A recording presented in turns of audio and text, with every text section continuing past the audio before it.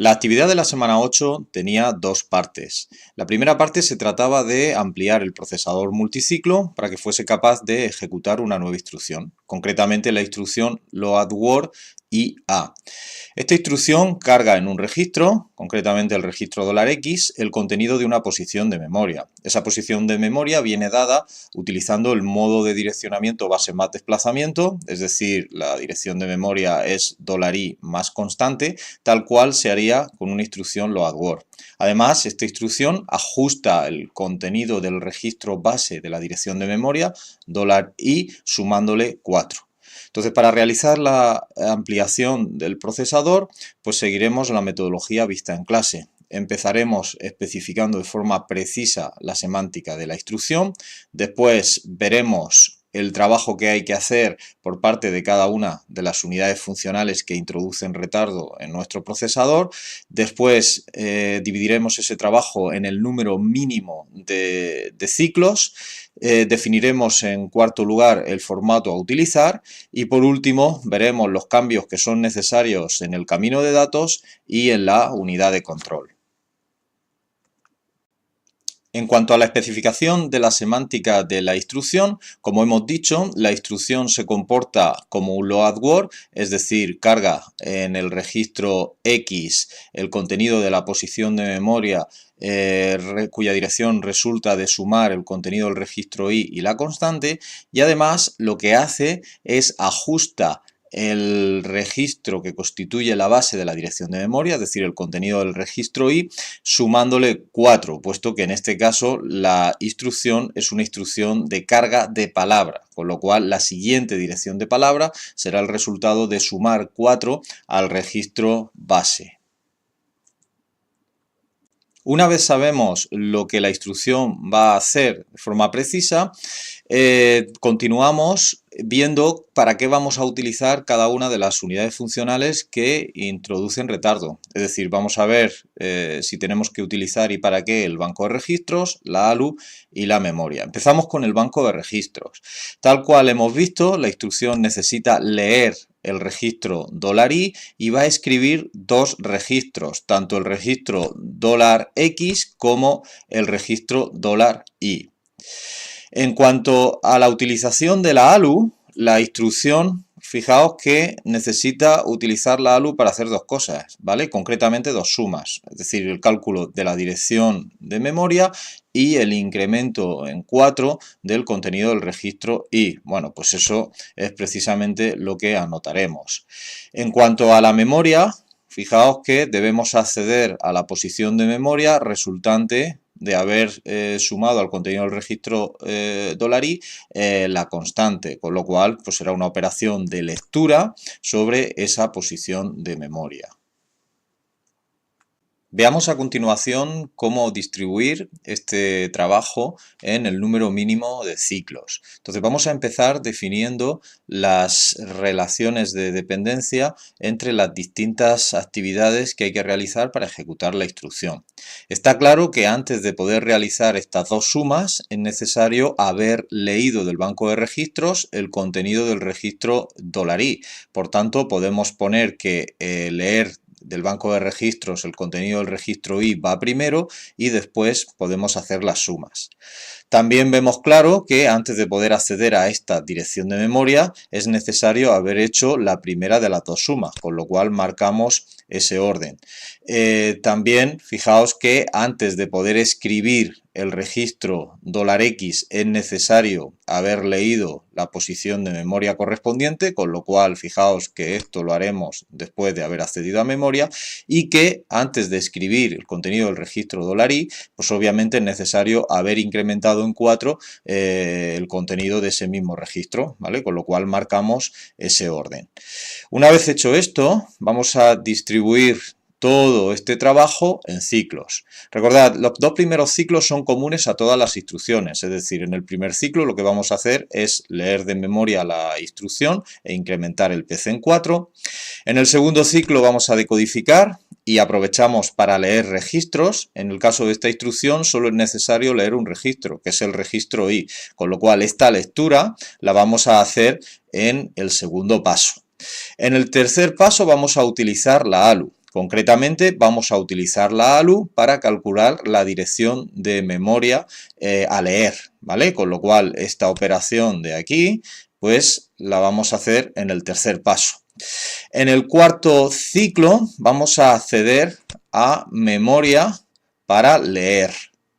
En el quinto ciclo haremos dos cosas. En primer lugar vamos a escribir el contenido del registro $X con lo que hemos leído de memoria, y en segundo lugar también vamos a aprovechar que la ALU está sin utilizar para calcular la suma del contenido del registro $I más 4.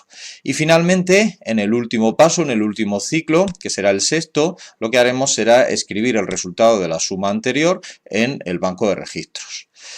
Dos observaciones. En primer lugar, puesto que el banco de registros tiene un solo puerto de escritura, daos cuenta que estas dos escrituras no pueden coincidir en el mismo ciclo, ¿vale? Entonces tenemos que hacer primero la escritura de un registro, en este caso el registro X, y después la escritura del segundo registro Y. Por eso mismo, daos cuenta que, dado que la escritura del registro Y nos la tenemos que llevar al sexto paso, la suma del contenido del registro I más 4 la hacemos en el paso inmediatamente anterior. Obviamente podríamos haberla hecho en el paso 4, sin embargo recordad que el registro intermedio salida ALU no tiene señal de control de escritura, con lo cual se escriben todos los flancos activos de la señal de reloj. Eso significa que si nosotros ponemos esta suma en el ciclo 4, tendremos que volver a repetirla en el ciclo quinto para no perder su valor, con lo cual pues la hacemos simplemente en este ciclo quinto. Veamos a continuación el formato a utilizar para la codificación de la instrucción. De entre los tres formatos disponibles, el más conveniente por las características de la instrucción es el formato I. Entonces, utilizaremos los 6 bits del formato I para codificar el código de operación de la nueva instrucción. En este caso, bueno, pues recordad que los códigos de operación los podemos indicar de esta manera, simplemente indicando el nombre de la propia instrucción. En RS pondremos uno de los registros, concretamente el registro I. Tened en cuenta que el registro I, además de leerlo, lo vamos a necesitar escribir. Sin embargo, lo vamos a poner en RS, puesto que hacerlo así involucrará un número mínimo de cambios en el camino de datos. Después pondremos en el siguiente campo RT un registro X, que va a ser un registro a escribir, y finalmente en los 16 bits menos significativos codificaremos la constante. Vamos a ver ahora cómo utilizar el camino de datos multiciclo para ejecutar cada uno de los 6 pasos que hemos visto que necesitamos para la nueva instrucción. También veremos si hace falta o no introducir cambios en el camino de datos. Recordad que los dos primeros ciclos, los dos primeros pasos son comunes a todas las instrucciones. En el primer paso lo que hacemos es leer la posición de memoria que está almacenada en el registro PC y el resultado guardarlo en el registro de instrucción, será la instrucción a ejecutar, y a la misma vez vamos a incrementar el PC en 4. En el segundo paso lo que hacemos es decodificar la instrucción. También leemos dos registros en el banco de registros y los dejamos almacenados en los registros intermedios A y B. Concretamente leemos los registros que aparecen codificados en los campos RS y RT de la instrucción. Observad que en el campo RS tenemos el valor Y, que obviamente es un registro que necesitamos leer y que quedará almacenado en el registro intermedio A, mientras que en el campo RT tenemos almacenado el valor X, que en este caso es un registro que solo necesitamos escribir, y aunque lo leamos en el segundo paso, pues simplemente lo que hayamos almacenado en el registro intermedio B en este paso, pues simplemente no lo utilizaremos. Finalmente, en este segundo paso también aprovechamos que la ALU está vacía para calcular la dirección de memoria de un hipotético salto condicional. Obviamente la instrucción es LWIA, no es una instrucción de salto, y por tanto lo que hagamos en este paso con la ALU y que quedará almacenado en el registro salida ALU, pues simplemente tampoco lo utilizaremos. Lo que hacemos a partir del ciclo 3 ya sí que depende de la instrucción en concreto que vamos a ejecutar. Entonces, en el ciclo 3 dijimos que para el LWIA lo que haremos, igual que para una instrucción de carga, es calcular la dirección de memoria a leer. Para ello debemos sumar el contenido del registro intermedio A con el resultado del extensor de signo. Fijaos que no debemos hacer ningún cambio en el camino de datos. El resultado de la suma quedará almacenado en el registro salida ALU. Para el paso 4 llevaremos a cabo el acceso a memoria, es decir, la dirección calculada y almacenada en el registro salida ALU la leeremos y la almacenaremos, el contenido de esa dirección lo almacenaremos en el registro de datos de memoria. Tampoco hemos de hacer ningún cambio en el camino de datos. En el paso 5, recordad que hacíamos dos cosas. En primer lugar, lo que hacíamos era almacenar el valor leído de memoria y que está ahora mismo guardado en el registro de datos de memoria en el registro cuyo número aparecía codificado en el campo RT, es decir, en este caso en el registro X. Obviamente esto ya podemos hacerlo con el camino de datos tal cual lo tenemos, no hay que hacer ningún cambio. Lo segundo que hacíamos era incrementar el contenido del registro intermedio A en 4. Recordad que este registro intermedio A es el que almacena el valor del registro I que la instrucción debe incrementar en 4. Entonces, para ello, pues simplemente debemos sumar con la ALU el contenido del registro intermedio A con la constante 4 y el resultado almacenarlo en salida ALU. Tampoco debemos hacer ningún cambio. En el último paso, recordad que lo que debíamos hacer era el resultado de la ALU que está almacenado en el registro intermedio salida ALU, guardarlo en el banco de registros, concretamente en el registro que aparece codificado en el campo RS, es decir, en los bits 25 a 21 de la instrucción, en ese registro Y.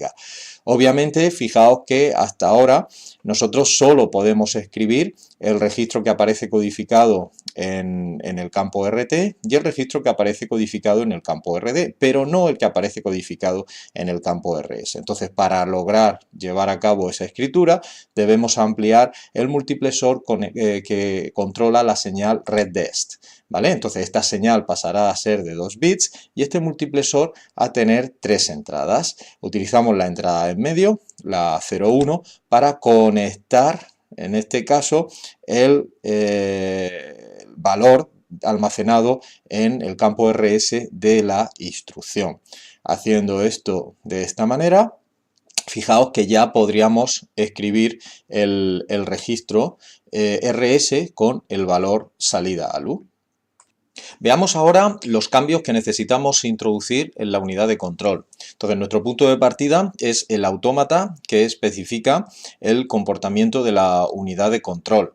Entonces, puesto que hemos modificado concretamente una señal de control que ha pasado de tener un bit a tener 2 bits, lo primero que tenemos que hacer es cambiar el valor de esa señal de control en el autómata que ya teníamos. Concretamente era la señal reddest. Esa señal reddest es utilizada en estos dos estados. Por tanto, fijaos, lo que hacemos es ajustar el valor de reddest para que estos dos estados se ejecuten correctamente.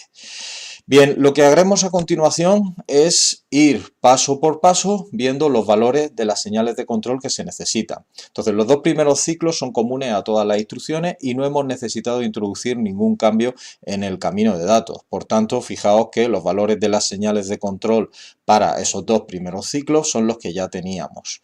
El ciclo 3 lo que hacíamos era utilizar la ALU para calcular la dirección de memoria a leer. Para calcular la dirección a memoria a leer, lo único que hacíamos, recordad, era sumar el contenido del registro intermedio A, por tanto, selalu A vale 1, con el resultado del extensor de signo, por tanto, selalu B vale 1, 0, y decirle, obviamente, a la ALU que llevase a cabo la suma. Esto es lo mismo que se realiza en el paso 3 de una instrucción load word, store word. Por tanto, vamos a utilizar ese paso 3 también para la nueva instrucción LWIA. Bien, en el cuarto paso lo que hacemos es acceder a memoria para leer el contenido de la posición cuya dirección hemos calculado en el paso 3. Entonces, para ello simplemente leemos la posición de memoria que ahora mismo está almacenada en salida ALU, ¿vale? Eso lo logramos con la señal de control IOD, le damos un valor 1 y le damos también un valor 1 a leer MEM para llevar a cabo la operación de lectura. El resultado aparece guardado en registro de datos de memoria al final del ciclo correspondiente. Obviamente esto, fijaos que coincide también con el cuarto paso, el cuarto ciclo de una instrucción load word. Por tanto, vamos a utilizar también ese mismo estado para la nueva instrucción LWIA. El paso quinto ya sí que requería algún ajuste. Concretamente en el paso quinto hacíamos dos cosas. Escribíamos en el banco de registros el valor leído de memoria, para lo cual recordad que reddesc le dábamos valor 00 y en este caso memareg le dábamos valor 1, escribir reg lo poníamos a 1 y utilizábamos la ALU para incrementar o para sumarle 4 al contenido del registro intermedio A. ¿Vale? En este caso SELALU A valía 1, SELALU B valía 0,1 y ALU OP valía 0,0. Bueno, para llevar a cabo esto crearemos un nuevo estado al cual accederemos a partir del estado 4B. Este estado obviamente si lo pasaremos a él para la instrucción LWIA.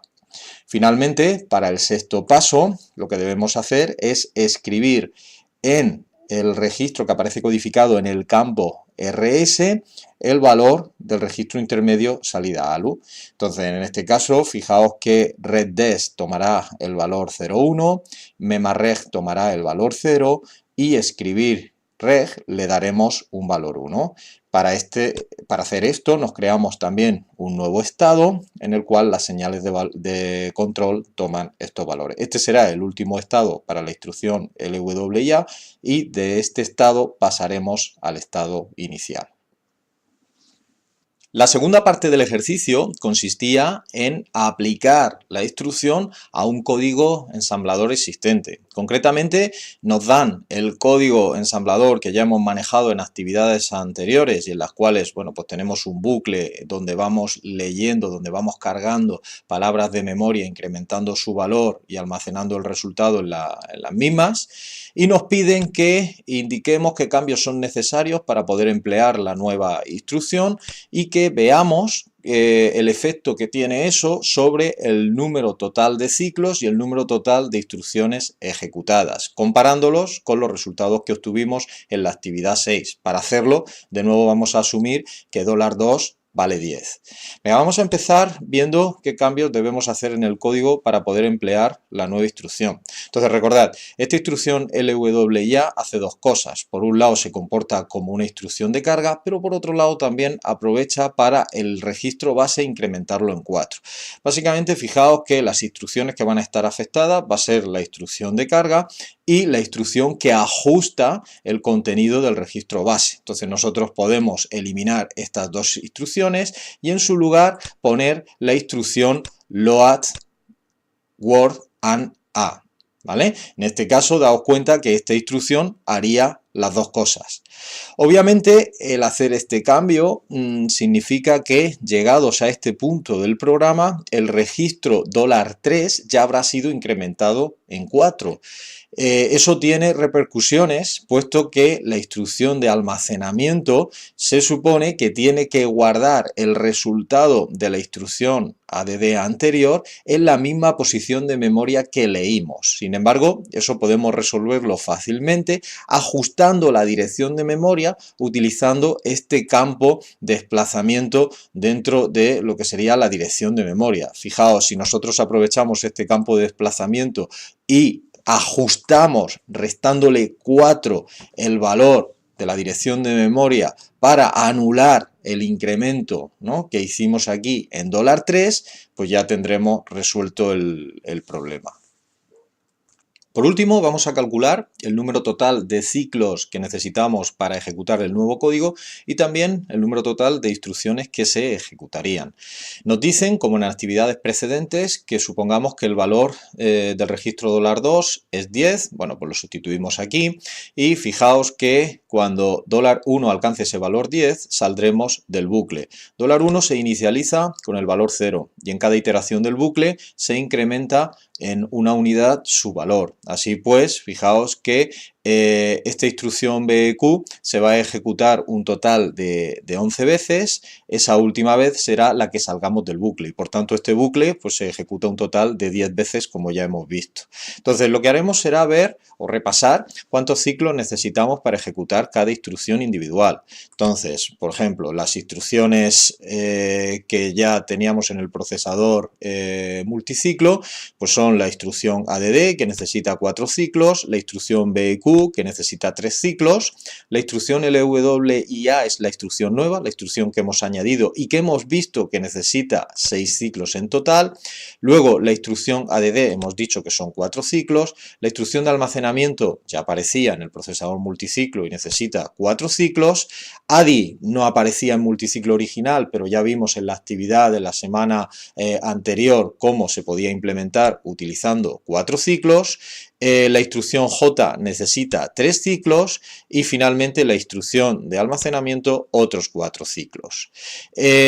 También vamos a ver cuántas veces se ejecuta cada instrucción.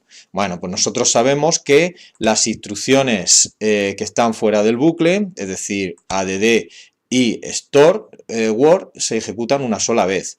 La instrucción BQ hemos dicho que se ejecuta 11 y las instrucciones que configuran el bucle se ejecutan 10 veces. Bien, podemos calcular ahora el total de ciclos que aporta cada una de las instrucciones, simplemente multiplicando el número de ciclos para la instrucción por el número de veces ejecutadas, ¿vale? Entonces, la primera instrucción que está fuera del bucle serían 4 ciclos, BQ, puesto que se ejecuta 11 veces, sería 33, la nueva instrucción LWIA que está dentro del bucle se ejecuta 10 veces a 6 ciclos por vez, serían 60 ciclos, y el resto de instrucciones podemos ir calculando el número total de ciclos que suponen.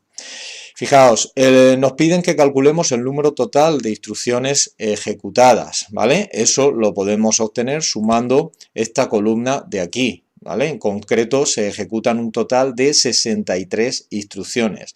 Nos dicen también que calculemos el número total de ciclos que han sido requeridos. Eso lo obtenemos sumando esta columna de aquí. Se han requerido un total de 251 ciclos para ejecutar el código.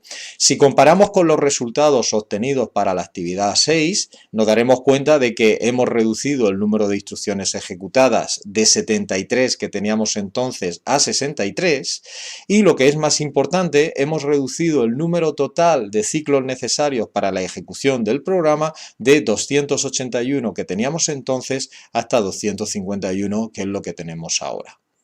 Bien, pues esto sería la resolución de la actividad de la semana 8. Como siempre os comento, las dudas que tengáis es conveniente que paséis por tutorías a resolverlas.